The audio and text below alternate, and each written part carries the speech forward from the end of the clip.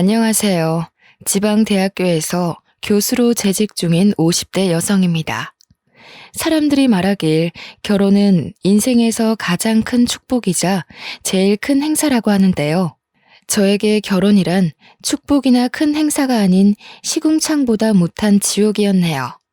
살면서 가장 후회되는 선택을 꼽으라면 그건 아마도 결혼일 거예요. 그래서 결혼을 고민하는 후배나 졸업한 학생들이 있다면 이 말은 꼭 말해주곤 합니다.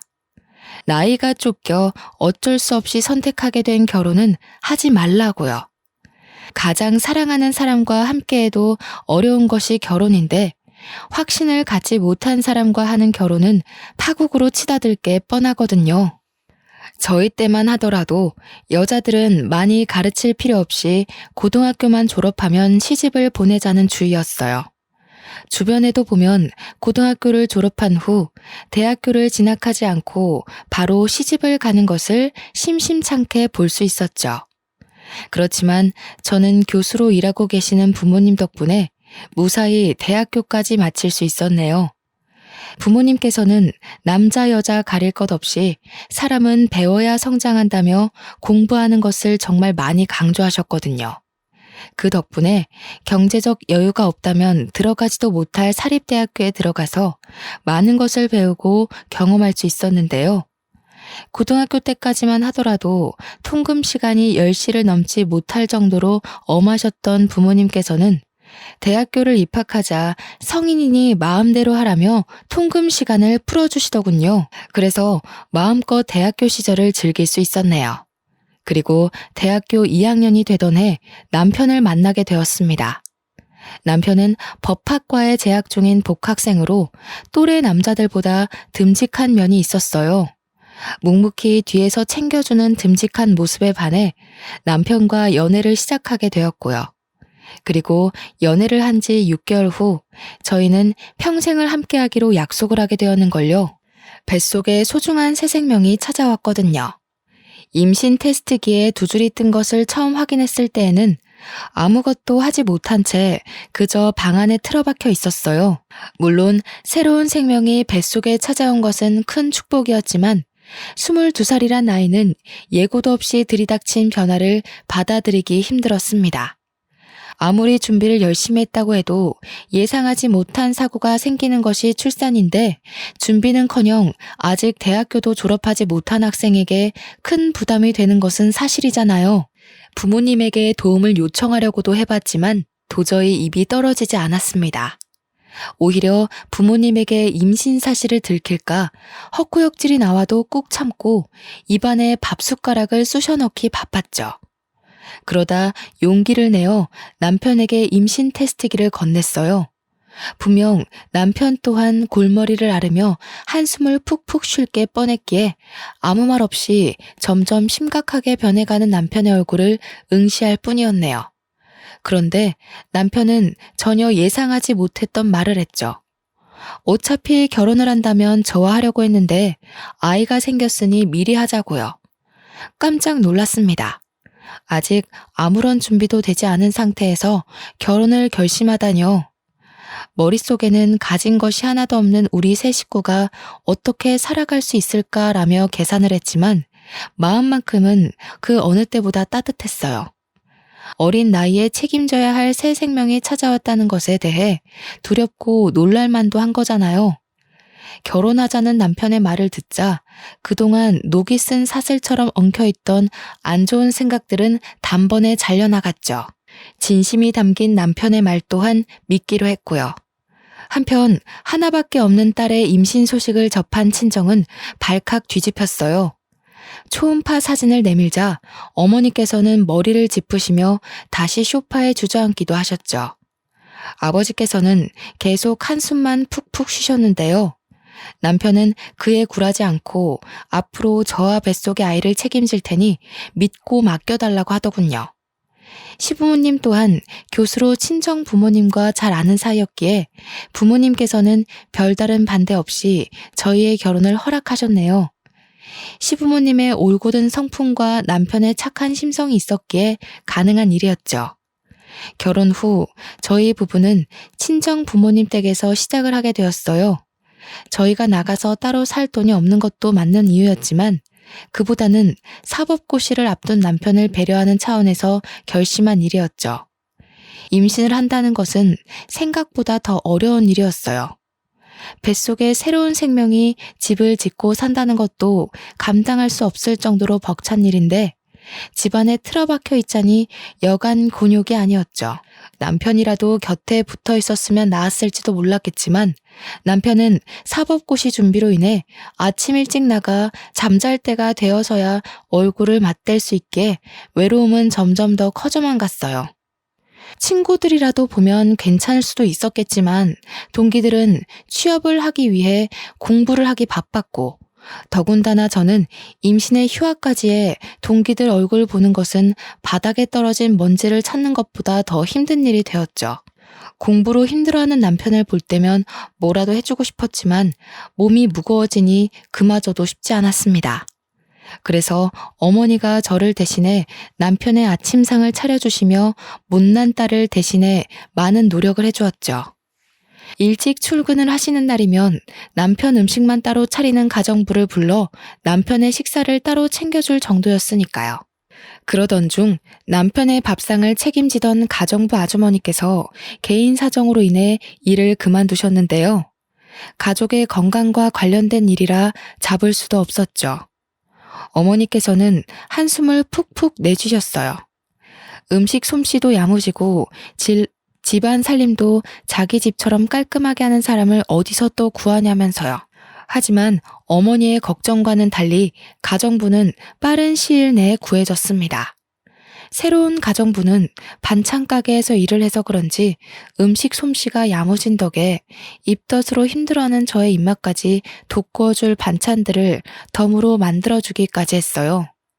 한 달이 흐른 뒤였습니다. 우물쭈물 거리던 가정부는 공장 기숙사에서 생활하던 아들이 퇴사를 하면서 갈 곳이 없어졌다면서 쪽방에서 아들과 함께 생활해도 되냐고 묻더군요. 일도 꼼꼼하게 잘하고 친절하게까지 한 가정부이기에 부모님에게 직접 말씀을 드렸어요. 부모님 또한 쪽방에서 같이 지내는 것을 흔쾌히 허락하셨고요. 그날 밤 가정부는 고맙다면서 일하는 시간이 끝났는데도 즐겨 먹던 백설기를 손수 만들어 건네주었어요. 마침 배가 고팠던 차라 가정부가 건네준 뜨끈뜨끈한 백설기를 손으로 찢어 먹었죠. 그런데 안방을 둘러보던 가정부는 백설기를 먹는 모습을 보며 혀를 찼습니다. 아니, 근데 아직 결혼한 지 1년도 안 된 새색시방이 너무 훤해서 어째? 마누라 보고 싶어서 일하던 것도 내팽겨치고 와야 될 때인데 처음부터 부부관계가 이렇게 미적지근해서 어째? 괜히 색심한 고생을 하네. 에휴, 근데 솔직히 나는 색시 남편 처음 볼 때부터 마음에 안 들었어. 사람이 자기 가족 감싸는 푸근한 게 있어야 되는데 생긴 것도 어디 남의 밥 뺏어 먹는 족제비처럼 생겨가지고. 에이, 그이가 얼마나 다정한데요. 지금 시험이 얼마 안 남아서 예민해서 그래요. 이해해야죠.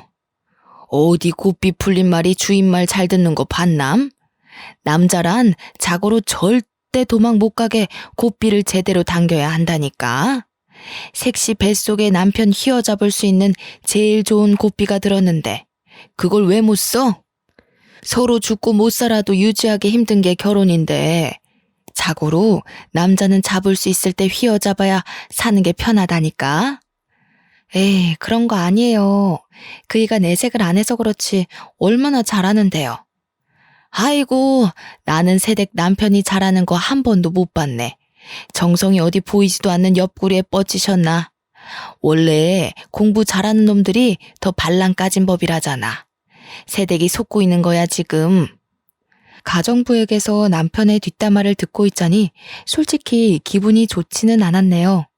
혀 위에서 미끄러지던 백설기의 맛 또한 퍼석퍼석한 지우개를 먹는 것 같이 느껴졌고요. 싫은 기색을 내비쳤지만 가정부는 계속해서 남편에 대한 뒷담화를 늘어놓았어요.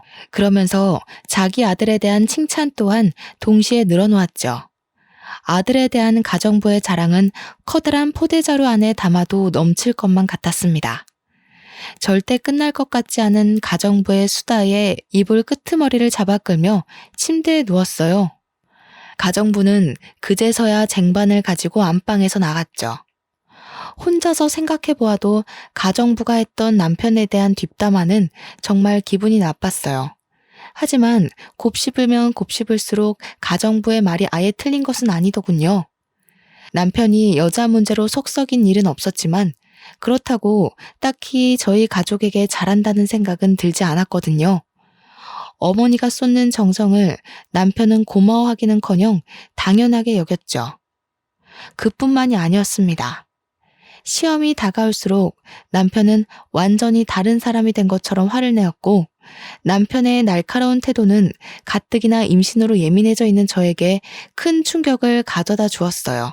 시험이 다가오니 예민해지는 건 당연하다고 스스로에게 위안을 삼아 보려고 했지만 남편의 행동은 정말이지 도를 지나쳤어요. 남편은 막달이 다가와 화장실을 자주 가는 것 같은 사소한 일도 이해를 하지 못했으니까요. 결국 사소한 갈등은 차곡차곡 쌓여 각방을 쓰는 지경에까지 이르게 되었어요. 결혼을 결정짓는 수많은 요인 중 오직 사랑 하나만 바라본 채 결혼을 했었는데 유일하게 결혼 생활을 유지시켜주던 사랑이 빠져나가자 저희 부부의 상태는 간신히 숨만 붙어 상태나 다름이 없었네요.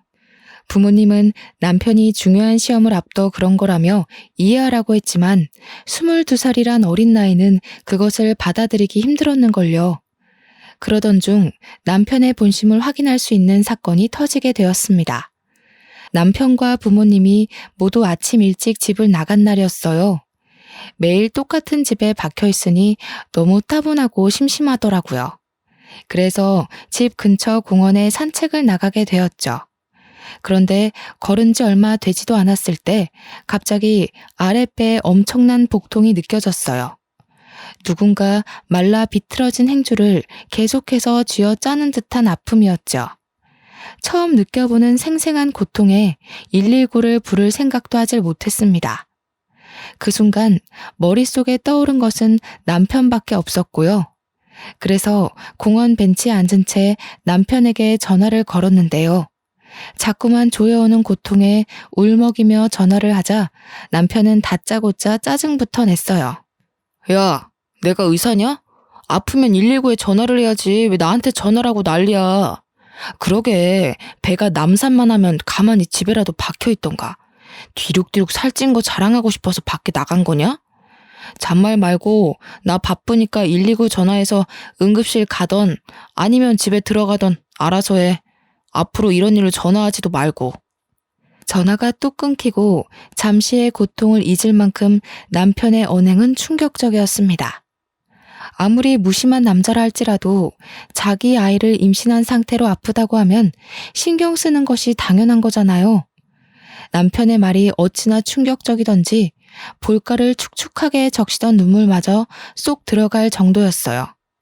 하지만 이내 아픔은 다시 찾아왔고 어쩔 수 없이 가정부에게 전화를 걸게 되었네요. 가정부는 채 4분도 안 되는 시간 안에 달려왔어요. 옆에는 가정부의 아들이 있었고요. 식은땀을 흘리며 배를 움켜잡고 있자 가정부 아들은 실례하겠다는 말과 함께 저를 번쩍 안아들었습니다. 임신으로 살이 많이 찐 상태로 힘들었을 텐데 가정부의 아들은 힘든 기색 하나 보이지 않았죠. 가정부와 가정부의 아들이 힘써준 덕분에 병원에 늦지 않게 도착할 수 있었는데요. 다행스럽게도 의사는 갑작스러운 움직임으로 배가 뭉쳐서 그런 것일 뿐 유산은 아니니 안심하라고 하더라고요. 그 말을 듣자 팽팽하게 당겨졌던 신경이 풀어지는 것을 느꼈어요. 옆에 있던 가정부 또한 덩달아 안도의 한숨을 내쉬었고요. 아이고 천하의 매정한 놈. 자기 새끼 가진 마누라를 이렇게 천대하나? 색시, 아무래도 이 결혼 잘못한 것 같아. 지금도 이렇게 천대를 하는데 나중에 색시가 나이 먹어서 아플 때도 제대로 들여다보기나 하겠어? 애 생각해서 참고 산다 생각하지 말고 이참에 이혼해버려. 평생 옆에 두고 속 끓일 바에는 깔끔하게 갈라서는 게 낫지. 가정부의 아들은 툭툭 가정부의 팔꿈치를 쳤습니다. 그만하라는 뜻이었죠. 무뚝뚝한 얼굴로 작은 것까지 세심하게 배려하는 남자를 보자 그동안 남편이 얼마나 무심했는지 다시 한번 깨닫게 되더군요. 택시에서 내린 후에도 가정부 아들은 계속해서 몸 상태를 걱정하며 자신의 등에 어필하고 했어요. 가정부 아들의 등은 참 넓고 따뜻했는데요. 가정부 아들에게 감사한 마음을 느끼는 한편 남편이 원망스럽기도 했네요. 결혼을 한다면 다른 남자가 아닌 남편이 업어줄 거라고 생각했거든요. 가정부에게 자초지종을 들은 부모님께서는 화들짝 놀라시며 평소보다 이른 시간에 퇴근을 하고 집에 돌아오셨어요. 집안에 있던 온 식구들은 한데 모여 몸 상태를 걱정해 주었습니다. 남편 한 사람만 빼고 말이에요. 남편은 자정이 넘는 늦은 시간이 되어서야 집에 들어왔는데요. 몸 상태를 걱정해주기는커녕 다짜고짜 아이가 태어나면 유전자 검사를 하자고 말하더군요. 황당했습니다. 갑자기 유전자 검사라뇨. 그래서 왜 그런 거냐고 되묻자 남편은 제 뱃속에 있는 아이가 자기 자식인지 의심스럽다고 했어요. 당신 그게 무슨 말이야? 당신이 애 아빠가 아니면 뱃속에 있는 애 아빠는 누군데? 그러니까 당당하면 검사해보자니까. 어려운 거 아니잖아. 그냥 확인 한 번만 시켜주면 되는 걸. 뭘 그렇게 화를 내? 유전자 검사에서 내 자식인 거 나오면 아무 문제 없잖아. 당신 그럼 설마 지금까지 나 의심하고 있었던 거야? 어떻게 그럴 수가 있어? 나한테 남자는 지금까지 당신 하나밖에 없다는 거 세상 사람들이 다 아는데 이제 와서 의심을 한다고? 봐봐. 지금도 찔리는 게 있으니까 아무 말 못하는 거잖아. 순진하게 생긴 얼굴에 속아서 내가 코를 꿰었지. 내 다리 걸고 넘어지고 싶어서 일부러 다른 남자에 임신한 거일 수도 있지.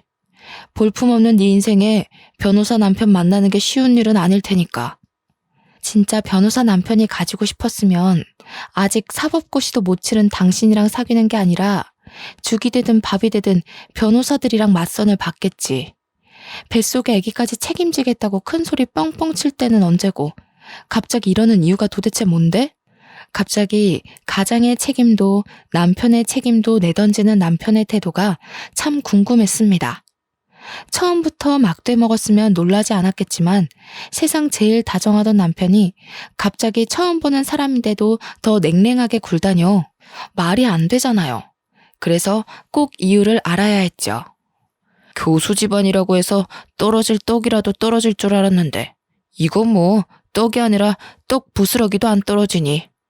변호사만 되면 어떻게든 변호사 사이 모셔가겠다고 내놓으라는 재벌집에서 선짜리 들어올 텐데 너무 억울해서.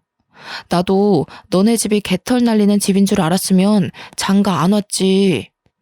그동안 진심이라고 생각했던 남편의 태도는 모두 돈을 노리고 만들어진 가짜였던 것이죠. 길 가다 맨홀 구멍 아래로 떨어진다 해도 남편에게 받은 충격보다는 덜할 것 같았어요. 지금까지 인생의 동반자라고 믿어 의심치 않았던 남편의 실체가 사람을 돈만 보고 판단하다녀. 시커먼 남편의 실체를 알게 된 후 부부관계는 회복할 수 없을 정도로 나빠졌는데요. 고작 5개월이란 시간 동안 죽고 못 살았던 남편과 죽이고 싶을 정도의 앙숙이 되다니 결혼이라는 것이 참 우스웠네요. 사기꾼인 줄도 모르고 남편에게 홀려 임신까지 한 스스로가 너무 한심하게 느껴졌어요. 죽을 줄 모르고 불길에 뛰어드는 나방과 별반 다를 게 없었으니까요. 부부의 관계가 틀어진 것과 별개로 시간은 잘만 흘러갔고 남편은 공들여 준비한 사법고시에 보기 좋게 떨어졌습니다. 남편은 이것 또한 저의 탓으로 돌렸어요. 제가 재수가 없어서 떨어진 거라면서요.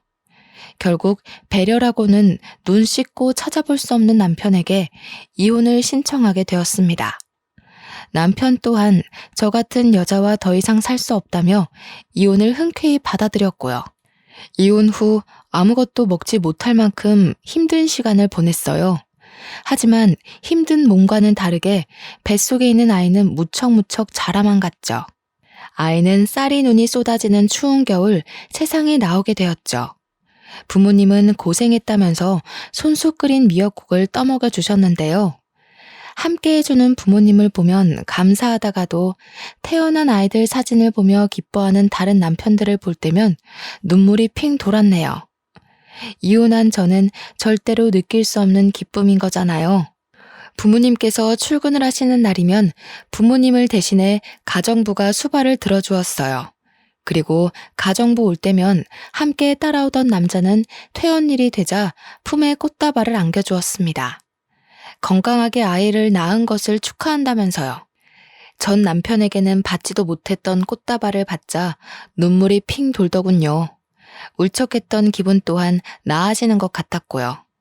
그 후에도 가정부 아들은 자신이 자처해 같이 병원을 가는 등 비어있는 남편의 역할을 대신해 주었어요. 알뜰살뜰하게 저희 모자를 챙겨주는 가정부 아들 덕분에 닫혀있던 마음을 조금씩 열게 되었죠. 그 따뜻한 마음에 힘입어 다시 복학을 하게 된 것이고요. 육아와 학업을 병행하는 것은 정말 힘든 일이었어요. 하지만 그럼에도 아들에게 부끄럽지 않은 엄마가 되기 위해 이악 물고 버티게 되었죠. 고개도 가누지 못했던 아들이 돌이 지나자 부모님께서는 슬슬 재혼 이야기를 꺼내셨는데요. 아직 이혼에 대한 아픔이 채 가시기도 전에 재혼 이야기가 나와 껄끄럽기는 했지만 부모님이 얼마나 걱정하시는지 알기에 어쩔 수 없이 선자리에 나가게 되었습니다. 맞선에 나온 남자들은 적게는 5살에서 많게는 10살까지 차이 나는 이혼남뿐이었어요. 남자들은 이혼녀라는 이유만으로 무례하게 구는 구석이 있었는데요. 그럴 때마다 항상 따뜻하게 배려해주던 가정부 아들이 생각났습니다. 가정부의 아들이라면 색안경을 끼고 무례하게 구는 남자들과 다르게 좋은 남편이자 좋은 아빠가 되어줄 것 같았거든요. 하지만 가정부 아들에 대한 마음을 쉽게 드러내지는 못했어요. 아직 젊고 창창한 사람에게 괜히 짐을 지어주기 싫었는걸요. 혼자서 끙끙 앓고 있을 때 기적 같은 일이 일어났습니다. 가정부 아들이 먼저 마음을 고백해준 것이었어요. 가정부 아들은 많이 부족한 것은 알지만 좋은 아빠, 좋은 남편이 될 테니 자신에게 한 번만 기회를 달라고 하더군요. 다른 건 볼 필요도 없었어요. 그 진실된 마음 하나면 좋겠거든요. 가정부 아들은 밤낮이 뒤죽박죽인 교대 근무를 해 몸이 고단할 텐데도 항상 피곤한 기색 없이 잘해주려 노력을 했습니다. 아들에게도 다정하게 대해주었고요. 그래서 대학원에 진학했을 때 부모님께 가정부 아들과 재혼을 하겠다고 밝히게 되었네요. 부모님과 가정부의 반응은 불과 물처럼 극명하게 나뉘었어요. 가정부는 껍질을 벗기고 있던 마늘을 천장 위로 던지며 기뻐했고 부모님께서는 가슴을 내려치시며 답답해 하셨죠. 그렇게 당해놓고도 정신을 못 차려. 어디 만날 남자가 없어서 하필 골라도 가정부집 아들이야. 전 남편한테 호되게 당해놓고도 아직 철이 안 들었어. 저 자식이랑 정 결혼하고 싶으면 우리랑 영 끊고 호연이도 놓고 맨몸으로 나가서 살아라. 듣자 하니 기분이 썩 좋지는 않네요. 사장님께서는 얼마나 자식 농사를 잘 지으셨길래 저희 아들한테 타박을 하시는 거예요? 제가 아무리 남의 집에서 식모살이 하면서 힘들게 산다고 해도 우리 아들 애 딸린 이혼녀한테 시집 보낼 만큼 머리 빈 짓은 안 하거든요. 아무리 우리 딸이 애 딸린 데가 이혼을 했다고 해도 이건 급이 안 맞아도 너무 안 맞죠? 아줌마는 눈 없어요? 딱 보면 알 수 있잖아요.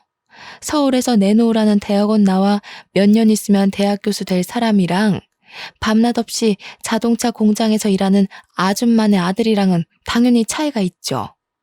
앓는 소리 하면서 하도 봐달라고 해서 아들까지 집에 들어오게 해줬더니 아줌마는 도대체 아들 단속을 어떻게 한 거예요? 얼마나 우리를 물러봤으면 주제 파악도 못하고 주인집 딸한테 찍적거리냐고요. 됐어. 당신은 상대도 하지 마. 경우 없는 집안이랑 엮이는 건 한 번이면 족하지. 일할 가정부는 많아. 쫓아내고 다시 들이면 그만이야. 아이고, 누가 겁낸 줄 알고? 나도 우리 아들 천대하는 이런 집구석에서는 일 못하지. 나가도 내 발로 나갈 거니까 털끝 하나 건드리지 마요. 참나, 자기들은 얼마나 잘났길래 남의 집 살이 좀 한다고 무시나 해대고. 마음씨를 그렇게 거지같이 쓰니까 딸도 이상한 사람이랑 엮여서 이혼녀 딱지나 이마에 떡하니 붙이고 있는 거 아니에요. 양가 부모님의 반대로 결국 결혼은 무산되었어요. 그뿐만이 아니었습니다. 3년 넘게 저희 집에서 일하시던 가정부는 큰 모욕에 감정이 상한 듯 다짜고짜 쪽방으로 달려가 짐을 챙기기 시작했어요. 아버지께서는 몇십 년 전 끊었던 담배를 다시 피우셨고요. 또 한 번 부모님께 실망을 안겨드렸다는 죄책감과 그럼에도 사랑하는 사람과 다시 한번 살아보고 싶다는 마음이 충돌하여 머릿속은 복잡해졌네요. 어머니께서는 차라리 없는 자식 칠 테니 나가서 살라며 집에서 내쫓으려고까지 했는데요. 그때 다시 한번 느끼게 되었습니다. 부모님께서 아무리 반대한다고 해도 가정부 아들과 가정을 꾸리고 싶다고요. 그래서 부모님께서 정반대하신다면 부모 자식 간의 인연을 끊은 채 밖에서 살림을 차릴 생각까지 했네요. 정말 불효녀 같은 짓이었죠. 하지만 작은 변명을 하나 하자면 인생에서 다시는 없을 기회 같았어요. 가정부 아들을 놓친다면 평생을 혼자 살 것만 같았죠. 그런데 부모님의 반대는 의외의 곳에서 해결이 되었습니다. 바로 아들이었어요. 어른들이 난리를 피우는 사이 아들은 가정부 아들에게 달려가 아빠라고 부르며 안겼거든요. 자식 이기는 부모 없다고 아들이 아빠라 말하며 따르는 것을 보자 결국 저희의 결혼을 허락하셨는걸요. 남편은 돌아가신 시아버지가 남겨놓은 빚 때문에 저는 대학원을 졸업한 지 얼마 되지 않았기 때문에 서로가 돈이 없는 상태였어요. 지갑 사정을 뻔히 아시는 부모님께는 친정과 가까운 곳에 있는 아파트에 신혼집을 차려주라고 하셨는데요. 저희 부부는 친정 부모님의 지원을 한사코 거절했습니다. 부모님의 가슴에 2번씩이나 상처를 낸 주제에 지원까지 받는다면 너무 염치가 없을 것 같았거든요. 그래서 결혼식도 올리지 않은 채 있는 돈 없는 돈을 탈탈 털어 다 쓰러져가는 구축 빌라에서 신혼생활을 시작하게 되었죠. 집이 워낙 낡은 탓에 쑥꼭지를 돌릴 때면 녹물이 나올 때도 있었고 갑자기 불을 켤 때면 바닥에 있던 바퀴벌레를 발견하기도 했지만 그래도 행복한 신혼생활이었어요. 전과는 비교도 할 수 없을 만큼의 행복감과 안정감을 느껴졌죠. 다른 가족들은 없이 살던 남편이 저를 등쳐먹기 위해 일부러 결혼을 한다며 수군거렸지만 오히려 그 반대였어요. 제가 남편의 등에 올라타 남편이 떠먹여주는 밥을 받아 먹었거든요. 교대 근무로 힘들 텐데도 남편은 논문 발표와 조교 생활로 지친 저를 위해 손수 아침밥을 차려주었습니다. 아침 일찍 일을 나갈 때면 냉장고 앞에는 잊지 말고 밥을 챙겨 먹고 가라는 메모지가 붙어 있었죠. 냉장고 안에는 지난밤 남편이 만든 김밥이 들어 있었고요. 그뿐만이 아니었어요. 서로 경제적 여유가 되자 남편은 그동안 고졸로 살았던 것이 창피했다며 대학교를 가겠다고 말을 했습니다. 아들을 위해서라도 꼭 대학교 졸업장이 필요하다고 하면서요. 그리고 남편은 방송통신대학교에 들어가 열심히 공부를 했네요. 머리가 좋았던 덕에 남편은 우수한 성적으로 방송통신대학교를 졸업할 수 있었는데요. 졸업장을 딴 뒤에는 대기업 생산직 일을 그만두고 돌연 떡볶이 장사를 하겠다고 선언을 하더군요. 의아하긴 했지만 한번 하기로 마음먹은 것은 끝까지 해내는 남편을 믿었기에 남편이 하자는 대로 따를 뿐이었죠. 그런데 문제는 예상치 못한 곳에서 터졌습니다. 남편이 떡볶이 장사를 한다는 것을 들은 시어머니는 다짜고짜 찾아와 문을 열라며 행패를 부리셨어요. 잘 다니던 대기업까지 때려치고 장사를 한다길래 나는 드디어 너가 이혼녀 딱지 떼게 해준 우리 아들한테 근사한 사업체 하나 차려줘서 보답하겠구나 생각했다. 근데 뭐? 학교 앞 떡볶이 장사? 네가 제정신이냐? 어디 귀한 남의 아들한테 떡볶이 장사를 시켜? 그것도 잘 다니던 직장까지 때려치게 만들고 앞길 창창한 총각 등에 이혼녀 딱지 떼고 자식 새끼까지 업히게 했으면 최소한의 양심은 있어야지. 지는 대학원까지 가서 잘난 척 고개 빳빳이 들고 다니면서 어디 남편은 코 흘리게 돈이나 받는 떡볶이 장사를 시킬 수가 있어? 너네 부모도 그러는 거 아니야. 아무리 가정부 아들이라지만 이혼한 지 딸이며 손자까지 걷어줬는데 어떻게 지원 한 번을 안 해줄 수가 있어? 어머니, 그런 게 아니라요. 그이가 하도 떡볶이 장사를 하고 싶다고 하길래. 듣기 싫다. 아무리 내가 너네 집 굳은 일을 했다고 해도 최소한의 예의는 지켜야지. 돈 내주기 싫으면 애라도 낳던가. 신랑 사업하는데 돈도 내주기 싫다. 애도 낳기 싫다. 우리 집 아들이 너랑 네 아들 뒷바라지 하는 종이냐? 이런 식으로 할 거면 그냥 깔끔하게 갈라서라. 정말 작정을 하고 오셨는지 어머니는 가방에서 꺼낸 이혼 서류를 바닥에 던지셨어요. 물론 시어머니의 말에 상처를 받기는 했지만 그동안의 일을 뒤돌아보니 정말 제가 너무한 것 같았습니다. 교수가 너무 되고 싶다는 욕심 때문에 남편과의 사이에서 아이도 포기한 채 앞만 보고 달린 거잖아요. 옆에서 남편이 같이 뛰고 있는데도 말이에요. 그래서 잠들기 전 남편에게 슬쩍 물어보았습니다. 아이를 갖고 싶냐고요. 그랬더니 남편은 자신에게 자식은 아들 하나면 된다고 대답을 해주었네요. 그 대답을 들으니 더욱 남편에게 미안해졌습니다. 그래서 고등학생의 과외를 시작해 돈을 모으기 시작했죠. 낮에는 대학원 조교로 밤에는 과외 선생으로 일을 하면서 정말 돈을 차곡차곡 모았어요.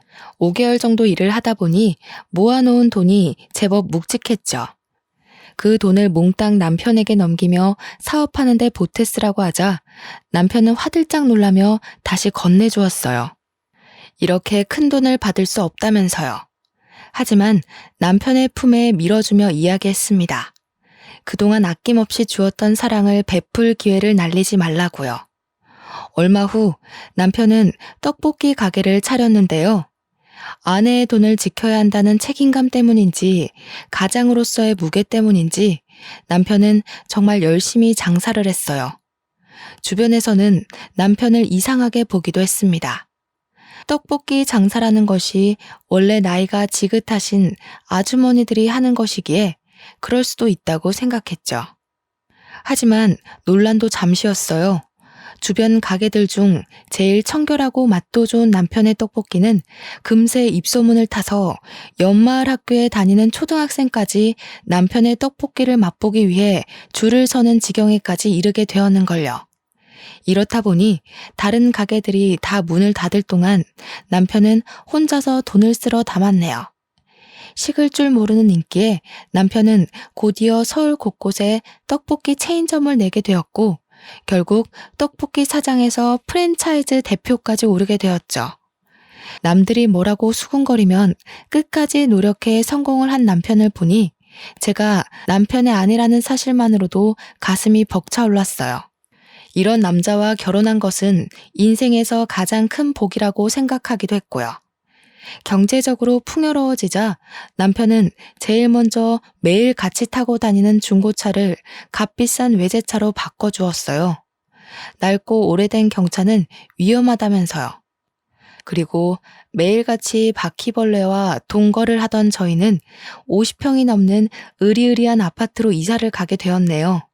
남편을 껄끄럽게 생각하시던 부모님 또한 한결같이 진실된 태도를 유지하는 남편에게 크게 감동하기까지 했고요. 그러던 중 남편의 떡볶이 사업이 해외까지 진출을 하게 되었는데요. 남편은 딱 1년 만에 미국에서 영어 공부에 전념하고 싶다고 하더군요. 이유를 물으니 대표인 자신은 한마디도 못 알아들으면서 통역사에게만 의지해 사업을 하는 것이 너무 창피하다면서요. 저는 흔쾌히 남편의 뜻을 따랐습니다. 남편이 더 발전하고 싶다는데 반대할 이유는 없잖아요. 남편이 유학을 간 뒤부터 시어머니는 하루도 거르지 않고 저희 집에 출근 도장을 찍으셨어요. 불쑥불쑥 나타나는 시어머니를 보자 남편이 왜 그렇게 시어머니에게 이사간 곳을 알려주지 말라는지 알았죠. 그런데 집에 들이닥치는 시어머니를 보자 궁금한 것이 생겼습니다. 저와 아들 둘 다 시어머니에게 이사간 곳도 집 비밀번호도 알려준 적이 없었거든요. 시어머니와 같은 공간에 있는 것만으로도 힘이 들었지만 그것만으로 끝낼 시어머니가 아니었어요. 시어머니는 하루에도 12번씩 별 이유 같지도 않은 트집을 부리시며 저희 모자를 괴롭혔습니다. 때마침 부모님 또한 해외로 나간 상태이고 유일한 방패막이었던 남편 또한 해외로 나간 탓에 고삐 풀린 시어머니를 제지할 사람은 아무도 없었는데요. 시어머니의 구박은 며느리인 저에게만 향하는 것이 아니었어요. 어떻게든 우리 아범 등에 빨대 꽂을 생각만 하고 얼마 전에는 우리 아범한테 차도 받았다지? 이제 보니 뻐꾸기 새끼가 아니라 독품은 독사 새끼가 따로 없구나. 우리 아들한테 남의 지 새끼도 키우게 했으면서 염치도 없이 네가 뭐라고 그 차를 받아? 어머니, 아무리 친손자가 아니라도 그렇지 말씀이 너무 지나치신 거 아닌가요? 아직 20살밖에 안 되네요. 아직 다 자라지도 않은 애 마음에 생채기를 내셔야겠어요. 그리고 그 차는 아범 차가 아니라 제 차예요. 차 바꾼 김에 타고 다니라고 준 거예요. 아이고, 시애미가 군말 없이 가만히 있으니까 앞도 못 보고 다니는 신봉사인 줄 아는 거냐? 아범은 어쩌다가 이런 독사 같은 것한테 홀려서 청춘 바쳐 돈 바쳐 가면서 한평생을 날렸는지. 나는 아직도 네 부모가 우리 아들 내팽개치던 것만 생각하면 불화가 치밀어서 잠을 못 잔다. 근데 정작 장본인은 우리 아범이 벌어다 준 돈으로 호의호식하면서 시엠이 몰래 금태두른 둥지로 이사를 가? 우리 아범한테 조금이라도 미안한 마음이 있거든. 당장 네 자식 새끼 데리고 우리 아범 앞에서 사라져라. 너만 없으면 우리 아범 얼마든지 더 좋은 여자로 새 출발할 수 있어. 시어머니는 저희 모자를 파렴치한 도둑 취급을 했습니다. 시어머니는 남편이 애초에 누구 때문에 아까운 청춘을 날렸는지 모르는 눈치였어요. 그래서 지금까지 속으로만 생각하던 말을 쏘아붙인 거고요. 어머니, 말씀은 바로 하셔야죠. 애초에 그이가 좋은 청춘 다 날려가며 대학교 문턱에도 못 가고 잠 못 자가면서 공장에서 일하던 게 누구 때문인데요. 다 어머니가 이 남자 저 남자 만나면서 그이 돈 까먹어서 그런 거잖아요. 아버님이 남긴 집도 두 번째로 결혼한 남자 도박빚 갚아준다고 홀랑 날려먹으셨다면서요. 어머님, 한 번이라도 그이 마음 생각해 보셨어요?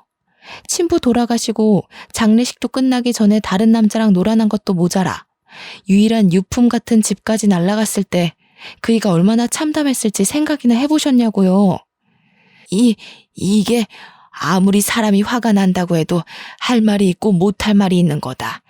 어디 못 배워먹은 천한 기집애처럼 수십 년도 더 된 과거를 들먹여. 너 지금 시엠이 약점 잡았다고 그걸로 협박이라도 할 셈이냐? 어디 해봐라. 내가 눈 하나 깜빡 하나. 얼굴에 구멍 하나 났다고 어딜 함부로 떠들어? 내가 그 구멍 다시는 허튼 소리 못하게 확 꿰매주랴? 제 입이 구멍이면 어머니 입도 구멍이겠네요. 며느리 앞에서 할 말 못할 말 구별도 못하고 생각나는 대로 내키는 대로 아무 말이나 함부로 하시니까요. 다른 사람들 다 멀쩡한 총각 인생 망쳐놓은 애 딸린 유부녀라고 손가락질해도 되지만 어머님은 그러시면 안 되죠. 하나밖에 없는 아들, 좋은 시절 젊은 시절 다 날려버리게 만든 사람이 누군데요. 어머님이잖아요. 옛날 생각해서 어머님이랑 어떻게든 잘 지내보려고 노력했지만 이제는 안 그럴 거예요. 하나밖에 없는 소중한 자식 마음 다치게 하면서까지 어머님한테 머리 숙이고 싶지 않으니까요. 걱정이 밀려올 줄 알았지만 그동안 쌓아왔던 모든 것을 털어내서인지 편안하기만 했습니다. 시어머니께서도 이런 성난 모습에 적지 않게 당황하는 것 같았지만 이제 다시는 저와 우리 아들을 함부로 대하지 않겠다는 것에 안심이 되었고요. 시어머니는 곧이어 남편이 올 때까지 한 발자국도 못 움직인다고 했어요. 그래서 바로 남편에게 연락을 남겼죠. 미국은 이미 늦은 시간일 것이 분명한데도 시어머니와 관련된 일 때문인지 바로 연락이 오더군요. 남편에게 연락이 닿자마자 시어머니는 서럽다는 듯이 엉엉 울며 없는 말까지 덧붙여 남편에게 일러 바쳤습니다. 효자 아들이던 남편이 이번에도 자신의 편을 들어줄 거라고 생각하셨던 거죠. 하지만 남편은 단호했는걸요. 가르쳐주지도 않은 집에 쳐들어가 행패를 부른 것은 시어머니라면서 다시는 저 아들을 괴롭히지 말라고 경고를 날렸거든요. 처음 있는 남편의 단호한 태도에 시어머니는 몹시 놀란 눈치였어요. 남편의 말이 효과가 있었는지 그 후로는 시어머니의 간섭 없는 편안한 나날들을 보내게 되었네요. 남편이 없는 생활은 단순했답니다. 수업이 있는 날은 대학교로 가 강의를 하고 강의가 없는 날에는 밀린 집안일을 하고 논문을 쓰면서 하루하루를 보냈죠. 아무런 문제 없는 평온한 날이 이어지다 보니 비어있는 남편의 옆자리가 참 그립더군요. 아직 1년이 채 안 되었지만 보고 싶으니 빨리 한국으로 돌아오라고 어리광을 부리고 싶을 정도로요. 하지만 그랬다가는 남편이 다시 한국에 돌아올 것을 알기에 혼자서만 꾹 참으며 보고 싶은 마음을 감춰왔네요. 그러던 중 뜻밖에도 시어머니에게서 먼저 연락이 왔습니다. 큰 싸움이 있고 2달 만의 만남이었어요. 집 근처 카페로 가자 시어머니께서는 다짜고짜 이혼 협의서를 내미셨죠. 깜짝 놀라며 이혼 협의서와 시어머니를 번갈아 가면서 보았는데요. 시어머니는 사인부터 하라는 양 서명란을 툭툭 가리키셨어요. 불려우 같은 것이 우리 아들을 어떻게 홀렸는지는 모르겠지만 그만하고 이혼해라. 이 정도 뽑아먹었으면 됐지 뭘 더 바래? 그건 결혼 당사자들끼리 선택할 문제지 어머니가 나서서 재촉하실 일이 아닌 것 같아요. 저희 부부 어머님 뜻대로 이혼할 일 없으니 이건 그냥 쓰레기통에 버리세요. 가방을 챙기는데 시어머니께서는 사진 한 장을 내시셨어요. 깜짝 놀랄 수밖에 없었습니다. 사진 속에는 딸뻘 정도 되어 보이는 젊은 여자와 남편이 와락 안고 있는 모습이 찍혀 있었거든요. 사진을 내민 시어머니께서는 뭐가 그리 기세가 등등한지 팔짱까지 끼며 이혼 서류에 도장을 찍으라는 듯 눈짓을 하시더라고요. 우리 아들 마음 떠난 지 오래인 것 같은데 이래도 이혼을 안 할 셈이냐? 괜히 어줍잖은 행동으로 쉰내 풍기지 말고 빨리 이혼해라. 아범도 아범이지만 마음 떠난 남자 껍데기 붙잡고 살아서 뭐 좋을 게 있겠니? 똑똑한 머리로 잘 생각할 거라 믿는다. 눈앞에 펼쳐진 사실을 믿을 수가 없었어요. 일평생 저만을 바라보던 남편이 갑자기 바람이라뇨. 이 순간 제일 미운 것은 제 자신이었습니다. 아닐 거라고 정말 굳건하게 믿고 있기는 했지만 마음 한구석에는 늙고 다른 남자 애까지 딸린 여자보다는 젊고 예쁜 여자가 좋을 수도 있겠다고 생각했거든요. 그래서 남편에게 직접 전화를 하기로 했어요. 당사자한테 물어보는 게 제일 빠르잖아요. 점점 급해지는 마음과는 다르게 남편은 자꾸만 전화를 받지 않았어요. 남편의 연락 두절에 마음은 점점 불안해지기 시작했죠. 그러던 중 모르는 번호로 전화가 왔는데요. 당연히 남편일 거라고 생각을 하고 전화를 받았습니다. 하지만 전화의 주인은 남편이 아닌 남편의 내연녀이더라고요. 내연녀는 남편이 자신과 새 출발을 할 수 있게 이혼하라고 협박조로 말을 했죠. 만약 남편이 진짜 바람을 피워 상간녀와 만나게 된다면 흥분에 날뛸 거라고 생각했는데 실상은 그게 아니었어요. 화조차 나질 않았네요. 힘들 때 옆을 지켜주던 남편의 바람은 용서할 수 있었지만 잘 살고 있는 남의 가정을 파탄낸 것도 모자라 새까맣게 타버린 속을 벅벅 긁는 상간녀를 도저히 참을 수 없었어요. 어떻게 해서든 상간녀에게 복수를 하기로 마음먹은 머리는 그 어느 때보다 냉정하게 돌아갔고요. 그래서 제일 유명하다는 이혼 전문 변호사를 찾아갔죠. 그런데 이혼 변호사를 만나는 순간 벼락이 떨어지는 충격이 온 몸을 덮쳐왔네요. 변호사는 바로 전 남편이었거든요. 수준 떨어지는 놈 만나서 지 딸뻘 되는 애랑 기싸움하는 당신이나 마누라 내비두고 바람피는 놈이나 아주 환상의 부부네. 전 남편은 저희 부부 사이를 비웃었는데요. 정말 쥐구멍이라도 있으면 숨고 싶다는 생각이 들었습니다. 가장 숨기고 싶고 창피한 일을 제일 들키고 싶지 않았던 사람에게 들킨 거잖아요. 그런데 놀라기도 전 남편은 이상한 말을 해오더군요.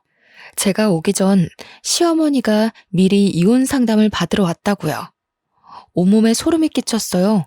아무도 모르게 저희 부부를 갈라놓을 궁리를 하고 있던 거잖아요. 상간녀 소송도 폐지된 마당에 너무 힘 빼지 말고 좋게 좋게 가자고.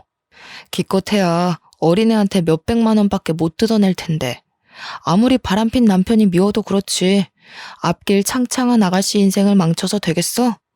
그러지 말고 위자료 두둑하게 받을 수 있게 도와줄 테니까 깔끔하게 이혼해. 담례로 이혼하고 받은 위자료 반만 떼서 준다면 물불 안 가리고 열심히 힘써 줄게. 시어머니도 소름이 끼쳤지만 아들에 대한 걱정은 눈꼽만큼도 없이 자기 사리 사욕만 채우려는 전 남편을 보자 온몸에 소름이 돋더군요. 그래서 이혼 소송을 어떻게 되건 상간녀 소송이 어떻게 되던 사무실을 박차고 나왔죠. 상간녀와 시어머니에게서 계속 문자 폭탄이 와도 남편은 여전히 답이 없는 상태였어요. 이쯤 되니 짜증이 나기보다는 슬슬 걱정이 되기 시작했죠. 그래서 직접 남편을 찾아가기로 결심을 했죠. 하지만 남편을 찾고 싶다는 굴뚝 같은 마음과는 다르게 현실적인 조건은 참 마음을 따라주지 않았네요. 처리해야 할 일이 가득했거든요. 고민하고 있자 아들이 옆으로 와 자신이 직접 남편을 찾아오겠다고 하더군요. 자기가 먼저 나서는 아들을 보자 걱정이 되기도 했지만 한편으로는 고맙기도 했네요. 그래서 아들을 믿어보기로 결심했어요. 아들을 공항에 데려다주는 순간에는 걱정이 몰려오기도 했습니다. 사실이건 거짓이건 불미스러운 일로 아들을 다른 나에게 보내는 것이 마음에 걸렸고요. 남편을 찾기 위해 비행기에 올라탄 아들은 꼬박 3일 동안 연락이 되질 않았는데요. 혼자 떨어져 있는 72시간 동안 안 좋은 생각만 떠오르며 밥 한 술도 제대로 뜨지 못할 만큼 걱정이 많이 되더라고요. 아들은 집을 떠난 지 4일이 되어서야 연락이 왔어요. 남편과 함께 한국으로 간다는 짤막한 답장이었죠. 그렇지만 그 한 줄의 문자를 받는 순간 얼마나 안심이 되었는지 손발에 힘이 탁 풀렸습니다. 남편과 함께 귀국하겠다는 것은 해결책이 보인다는 이야기니까요. 공항에 미리 마중을 나가 있는 동안 머릿속은 참 복잡했어요. 남편을 만나면 상간녀에 대한 말을 먼저 꺼내야 할지 아니면 시어머니가 우리 부부 사이를 갈라놓기 위해 이혼 상담까지 받았던 걸 말해야 할지 고민이 많았거든요. 하지만 공항을 걸어 나오는 남편을 보는 순간 모든 말을 이을 수가 없었네요. 남편의 얼굴을 보는 순간 왈칵 눈물이 쏟아나올 뿐이었으니까요. 오열하는 모습을 보자 남편은 들고 있던 캐리어도 내던지고 한 걸음에 달려와 주었어요. 그리고는 어깨를 와락 끌어안아 주더군요. 남편의 품에서 저는 그저 어린아이처럼 목 놓아 울 뿐이었어요. 그렇게 한참을 울다 남편에게 물었죠. 아들과 저를 버리고 새파랗게 어린 상간녀와 바람 난 것이 맞냐고요. 감정적인 저와 다르게 남편은 차분하게 눈물을 닦아줄 뿐이었어요. 출국을 하는 동안 아들에게 전후 사정을 들은 것이 분명했죠. 남편은 주머니에 있던 핸드폰을 꺼내 사진 한 장을 보내주었는데요. 사진 속에는 시어머니가 말한 상간녀와 남편이 단란하게 모습이 찍혀 있더군요. 깜짝 놀라서 남편은 곧이어 말을 이었습니다. 상관녀는 무슨, 아무리 봐도 어머니가 또 수작을 부린 것 같네. 얘는 미국에서 유학하고 있는 조카 딸이야. 전혀 예상할 수 없었던 대답에 뒤로 넘어가고 말았죠. 알고 보니 남편이 유학길에 오른 곳 근처에는 미국에서 대학교를 다니고 있는 조카 딸이 살고 있었어요. 남편은 조카 딸에게 용돈을 주는 대신 생활비를 주고 있었던 것이고요. 모든 진실을 듣고 나자 언제 울었냐는 듯 두 눈에서는 눈물이 쏙 들어갔습니다. 그리고 조카 손녀까지 팔아먹으며 저희 부부를 이혼시키려고 한 시어머니를 도저히 용서할 수가 없었죠. 아무리 이혼녀 딱지가 붙은 며느리가 싫다고 해도 가까운 가족까지 건드리다뇨. 최소한의 예의를 아는 사람이라면 절대 하지 않을 행동인 거잖아요. 어두운 낯빛을 눈치챘는지 남편은 이 모든 일은 자신이 책임질 테니 아무 걱정하지 말라고 말했습니다. 그 말을 들으니 참 안심이 되더라고요. 그동안 왜 걱정했을까 의문을 가질 정도로 복잡하던 머릿속은 청소기를 돌린 것처럼 깨끗해졌죠. 남편이 한국에 들어온 후 시어머니에게서는 전화가 걸려왔어요. 받을까 말까 고민을 했지만 그래도 저희 부부를 이혼시키려던 진짜 이유를 알고 싶어 전화를 받기로 했습니다. 못된 것. 우리 아범을 어떻게 구워 삶았길래 낳아주고 키워준 애미한테 절연하자는 소리가 나와? 먼저 자작극 벌이면서 잘 살고 있는 저희 부부 이혼시키려고 한 건 어머니시잖아요. 절연하고 사는 것도 어머니가 선택한 일이니 저한테 이러셔도 해드릴 수 있는 게 없어요. 오냐, 이제 보니 네 전남편이랑 너도 모두 한패였던 게구나. 내가 가만히 있을 것 같으냐? 당장 우리 아범한테 네가 전부하고 바람이 났다고 말을 해줘야지. 네? 그게 무슨 말씀이세요? 시치미 떼지 마라. 너야말로 시애미 사다리도 없는 구렁텅이에 빠뜨리려고 전부랑 같이 작당 모의한 게 아니냐. 아이고, 돈에 눈먼 놈인 줄 알았더니 꼬레지도 전 남편이라고 저 몹쓸 것 편을 들었던 게지. 알아들을 수 없는 말 투성이었어요. 이미 인연이 끝난 지 수십 년도 더 된 전 남편 이야기를 꺼내다녀. 그래서 당장 전 남편이 다니는 로펌으로 찾아가 바른 대로 말하라고 난리를 피웠죠. 그랬더니 망연자실해 있던 전 남편은 그제야 숨겨져 있던 진실을 실토하더군요. 사건의 발단은 시어머니가 전 남편을 찾아오면서부터였어요. 시어머니는 전 남편에게 거액의 돈을 쥐어주며 저희 부부를 이혼시킬 계략을 세웠던 것이죠. 이혼시키는 것을 성공할 시 남편 앞으로 되어 있는 땅을 준다고도 했고요. 시어머니는 주변에서 저를 제일 잘 알고 있는 사람 중 자신의 편으로 끌어들일 수 있는 사람은 전 남편밖에 없다고 생각을 한 것 같았죠. 모든 내막을 알게 된 순간 모든 인맥을 동원하여 전 남편에게 벌을 줄까 생각하기도 했어요. 같은 학교에서 유명한 사내 커플이었기에 쓰레기라고 소문을 내는 것쯤은 일도 아니었거든요. 그렇지만 전 남편은 제가 손을 쓰지 않아도 이미 업계에서 파렴치한 짓을 저지른 변호사로 낙인이 찍혀 있더군요. 이후 전 남편은 아무리 몹쓸 놈이어도 자신이 아들의 친부이니 구해달라며 몇 번씩 전화가 왔는데요. 모든 전화를 깔끔하게 무시했네요. 현재도 앞으로도 아들에게 아버지는 현재의 남편 한 명밖에 없으니까요. 이혼 자작극을 벌인 시어머니는 남편이 다달이 지급하던 생활비까지 끊자 그제서야 상황의 심각성을 알게 된 것 같았어요. 하지만 이미 때는 많이 늦은 상태였죠. 그 후 시어머니는 몇 번이나 찾아와 사과를 했는데요. 남편은 단호했어요. 기본적인 생활을 할 수 있을 만큼의 생활비와 자식된 도리만 할 뿐이었거든요. 시어머니는 이전과 같은 사치스러운 생활을 할 수 없다는 것에 큰 절망을 느끼는 것 같았어요. 그렇지만 제가 할 수 있는 것은 없었네요. 모든 것은 자신이 선택한 길이었으니까요. 모든 것을 해결한 후 저희 부부는 각자의 위치에서 열심히 살려고 노력 중이에요. 남편은 잠도 줄여가며 일할 만큼 바쁘게 지내는 와중에도 결혼 기념일을 잊지 않고 꽃다발을 선물해 주었는데요. 힘들 때나 기쁠 때나 한결같이 사랑을 주는 남편이 옆에 있는 것이 얼마나 기쁜지 표현할 방법이 없네요. 아무리 가장 사랑하던 사람이라고 해도 한평생 살다 보면 지겨워지기 마련이라고 하는데요. 저는 다음 생에도 어렵게 돌아가지 않고 처음부터 남편을 만나 도란도란하게 살아가고 싶습니다. 제 인생의 가장 큰 축복은 남편을 만난 것이니까요. 지금까지 제 사연 들어주셔서 감사합니다. 여러분도 좋은 인연 만나서 행복하시길 바랄게요.